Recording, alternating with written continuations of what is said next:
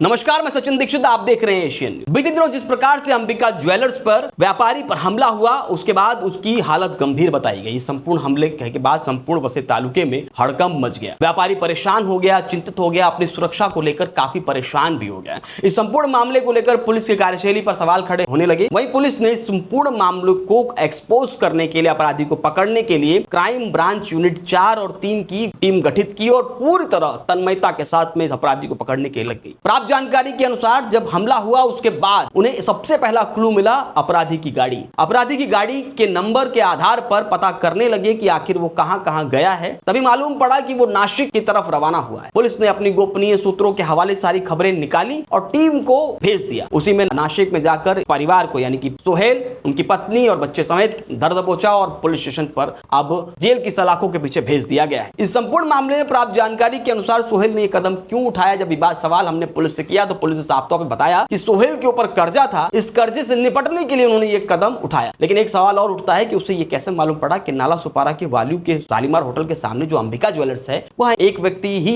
मौजूद रहेगा और उसी दुकान पे हमला करना है। इस बात का भी सवाल जब हमने किया तो उन्होंने साफ तौर पे कहा कि ये रेकी की गई, पहले रेकी की गई, पता किया गया, उसके बाद ही सुनियोजित योजना के साथ में हमला किया गया। इस संपूर्ण मामले पर व्यापारी वर्ग कहीं न कहीं खुश भी है, क्योंकि अपराधी को जेल की सलाखों में पीछे भेज दिया गया है। महज 12 घंटों के अंदर अपराधी को पकड़ लिया गया है। लेकिन एक बात और है, व्यापारी ये भी कह रहा है कि आगे भविष्य में ऐसी घटना ना हो, उसके लिए भी सचेत रहना चाहिए। सुनिए इस संपूर्ण मामले पर पुलिस ने प्रेस कॉन्फ्रेंस करके क्या जानकारी दी और व्यापारियों ने अपराधी को पकड़ने के बाद पुलिस की कार्यशैली पर क्या कहा और आने वाले भविष्य के लिए सुरक्षा कैसे प्रदान हो, इस पर भी उन्होंने बातें कही। सुनिए इस संपूर्ण मामले पर व्यापारी और पुलिस ने क्या कुछ कहा। अंबिका ज्वेलर्स के जो ओनर है, उनपे एक जेंट्स और एक लेडीज ने उनके दुकान में कल आके उनके चाकू से हमला किया था। इसका इन्वेस्टिगेशन क्राइम ब्रांच का यूनिट 4 पैरेलल इन्वेस्टिगेशन उसमें कर रहा था। पीआई बड़ाट, एपीआई गांगुर्डे, एपीआई सरत और इनकी टीम में पैरेलल इन्वेस्टिगेशन कर रही थी। टेक्निकल सर्वेलेंस, सीसीटीवी फुटेज और जो एक घटनास्थल पे जो व्हीकल दिखा था, उस व्हीकल का नंबर उन्होंने आगे जाके सर्च किया। फिर नंबर में से ओनर को ट्रेस किया उन्होंने और ओनर से जो जानकारी मिली थी उसको वो फर्दर लीड को डेवलप करते उन्होंने आरोपी को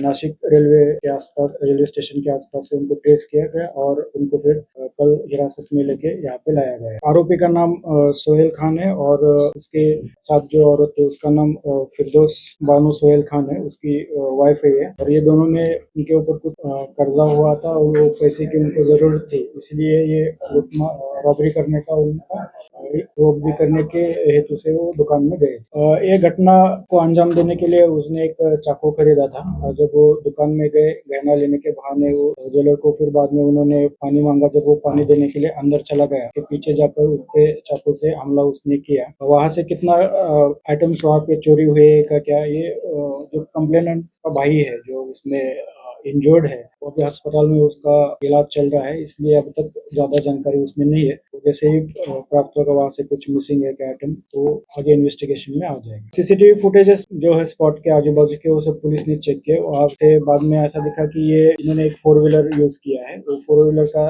नंबर भी उन्होंने हाइड करके रखा था। वो 4 व्हीलर का नंबर मिलने के बाद में उसके ओनर को कॉन्टेक्ट किया गया और फिर उस ओनर से मिली जानकारी के तहत आगे लीड को डेवलप करके उन्होंने उनको रेल नासिक के आसपास ट्रेस करके पकड़ा। आरोपी फिलहाल तो यूपी में रहता है और वहाँ का एक छोटा सा उसका किराना स्टोर है और उसके ऊपर कर्जा हो गया था, इसके लिए उसको पैसे की जरूरत थी तो इसने ये घटना को अंजाम दिया। ऐसा अभी तक के इन्वेस्टिगेशन में उसने बताया है। आगे में ज्यादा इन्वेस्टिगेशन किया जाए। नहीं, आरोपी जो हम लोगों ने 12-24 घंटे का अल्टीमेट दिया था उसमें पुलिस ने जो काम किया है और आरोपी को पकड़ा, उसके लिए मैं पुलिस प्रशासन को धन्यवाद देना चाहता हूं। और आगे की अब क्या कार्रवाई होती है उसके बाद हम लोग विचार करते हैं, क्या फाइट होती है उसके बाद हम लोग आगे बात करेंगे। मांग ये है कि ये हुई जो तो हुई, लेकिन आज आइंदा साथ ऐसी घटना घटेगी तो हम लोग व्यापारी एकता है और आगे बहुत बड़ा उग्र आंदोलन करेंगे। ऐसा नहीं होना चाहिए। तो प्रशासन को हम बोल रहे हैं कि भाई ऐसा आप पेट्रोलिंग टाइम पे करो, व्यवस्था हमारी पूरी करो। हम ये चाहते हैं कि पुलिस हमें पूरी सिक्योरिटी दे